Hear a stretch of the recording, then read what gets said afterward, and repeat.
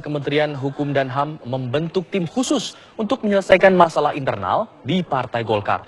Namun tim khusus ini dinilai tidak perlu sebab ada aturan bila konflik internal harus diselesaikan lebih dulu melalui Mahkamah Partai.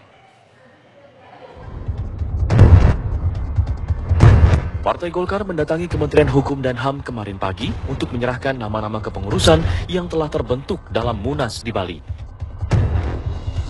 Sementara itu, kubu Agung Laksono yang menyelenggarakan Munas tandingan di Ancol, Jakarta juga menyerahkan daftar pengurus ke Kemenkumham.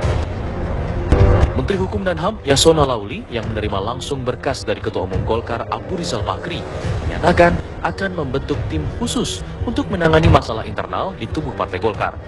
Tim tersebut beranggotakan pegawai Kemenkumham. Jika merujuk kepada pasal 32 ayat 1 Undang-Undang Nomor 2 Tahun 2011 tentang partai politik, menyatakan bahwa perselisihan partai politik harus diselesaikan terlebih dahulu secara internal melalui Mahkamah Parpol, sehingga Menkumham tak perlu membentuk tim khusus. Kementerian Hukum dan HAM itu tidak bisa langsung mengatakan setelah kami kaji Bali yang lebih kuat, lalu dipisahkan. Karena sudah terjadi konflik internal, dan konflik internal terjadi harus diselesaikan melalui mekanisme internal partai, yaitu melalui badan kehormatan atau melalui Mahkamah Partai yang dipimpin oleh Pak Muladi itu.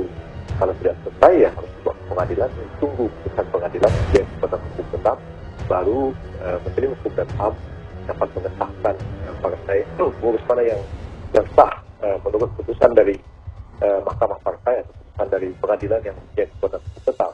Dengan demikian, Menteri Hukum dan HAM itu benar-benar netral, objektif, legalistik, dan dia tidak memberikan pertimbangan politik sedikit pun juga.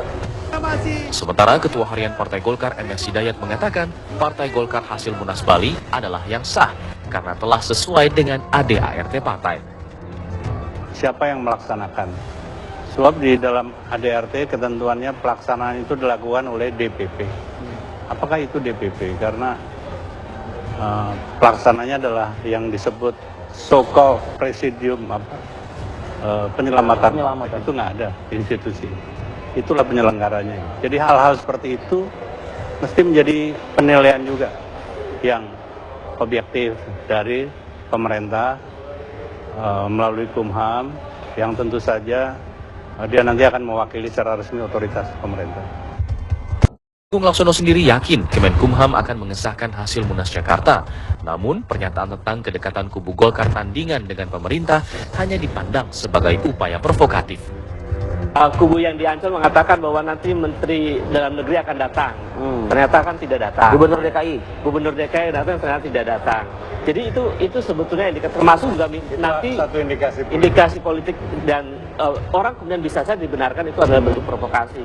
Termasuk nanti Dewan Pembinanya adalah Pak JK. Ternyata Pak JK nggak bersedia sebagai struktur dalam Dewan Pembina. Ini menunjukkan bahwa ada statement yang cenderung provokasi untuk memposisikan rezim berkuasa di dalam barisannya.